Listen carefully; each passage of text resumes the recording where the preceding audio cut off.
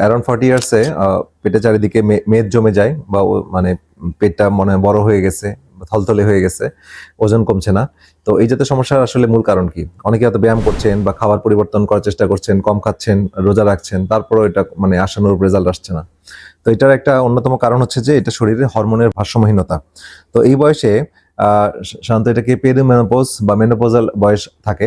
তো এই বয়সে যেটা হয় সেটা হচ্ছে মহিলাদের ইস্ট্রোজেন এবং প্রোজেস্টেরনের ব্যালেন্সের একটা ইমব্যালেন্স হয়ে যায়। তো এইটার একটা মেইন কারণ, এবং এই ব্যালেন্সটা যখনই ইমব্যালেন্স হয়ে যায় তখনই আমাদের যেটা হয় সেটা হচ্ছে শরীরের যে মেটাবলিজম, আমাদের যে মেটাবলিজম যত বেশি বাড়বে তত শরীরে কিন্তু খাবার বা ক্যালোরিগুলো বার্ন আউট হবে এবং আমাদের ওজন কমবে। তো এই মেটাবলিজমটা খুব ধীর হয়ে যায়, ঠিক আছে, স্লো হয়ে যায়। তো যেটার কারণে আমাদের এই বয়সে এসে হঠাৎ দেখা যাচ্ছে যে মহিলাদের ক্ষেত্রে ওজন আর কমছে না, হ্যাঁ, অর্থাৎ ওজনও কমছে না এবং পেটের চারিদিকের মেদও কমছে না।